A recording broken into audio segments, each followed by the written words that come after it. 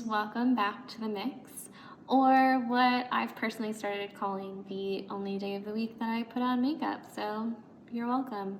My name is Morgan though, and today we're going to be talking about cocktails as per usual, but we're not going to be talking about a cocktail that we feature on any of our Sol Hotel menus. We're going to be talking about sangria. This is a really fun cocktail to make because there is not one foolproof sangria recipe. It's really all about what you have at your disposal and what you can cater to your taste. If you don't have brandy, try rum. If you don't have red wine, try white wine. Are you out of apples? Did you eat them all? Try berries. It's really all about what works for you and what you have in your pantry to make a really good sangria. There is sort of like a ratio that you want to follow, using some wine of some sort, using a liqueur, whether it be brandy, which is more of a traditional way of doing things, or an orange liqueur. Have some sort of fruit element, whether that be whole fruits or a fruit juice, and you want to have a sweetener as well, also to your taste. And you also want to have some sort of kind of bubble element, which would be, in our case today, is going to be club soda, but it's whatever you have in your pantry, and that's what today is all about. I'm going to make a version that is very different, but follows a pretty standard template. I hope you enjoy, and let's get started. As far as tools go for this, I'm going to be using a shaker, a jigger, just as my measuring element, a strainer. I'm going to be putting this into a wine glass, and I'm going to be using some ice.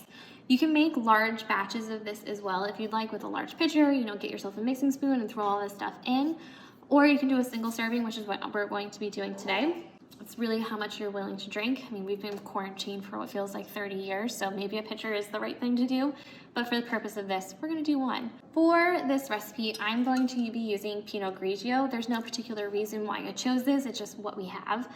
You can use Sauvignon Blanc, you can use red wine if you want. I'd recommend something a little bit fruity, something that can hold up to the rest of these flavors. I'm going to do 2 ounces of the wine. I'm trying not to spill as always, but oh well. The next thing I'm going to do is, instead of brandy, I'm going to use some coconut rum. 1 ounce of that. I'm gonna throw that into our shaker. Also use some orange liqueur. I'm going for a more boozy sangria, but you can replace some of these things with fruit juices, like an orange juice if you want. I'm also going to add a little bit of a spicier element with some ginger liqueur, 1 ounce of that. And I'll keep saying over and over, you don't have to have these exact ingredients with you. It's just, following that template. I'm also going to take some Saint Germain. This is an elderflower liqueur. This is what I'm using as my sweeter element, a little bit of floral notes in there as well. Also going to use some sort of fruit element. I don't have any whole fruits here, so I'm gonna use pineapple juice as another sweet element, and I could, live off pineapple juice. Do 2 ounces of the pineapple juice just because I want to. So now that we have all of our items into our shaker, I'm going to take some ice. I'm going to pop that into our shaker.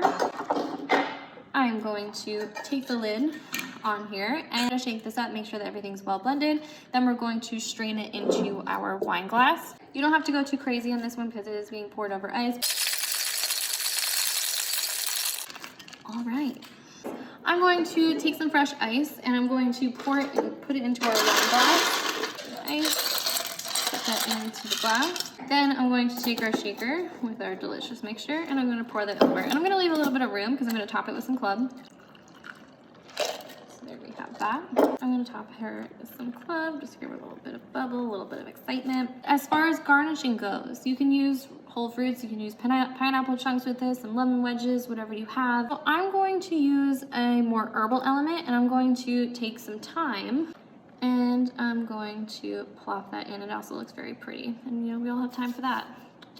And there you have my at-home, with whatever I have in my fridge and in my pantry, sangria. So let's give her a taste.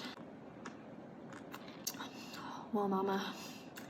That is delicious. I hope you enjoyed learning how to make your own version of sangria with me, and until next time, cheers. Yeah, that's dangerous.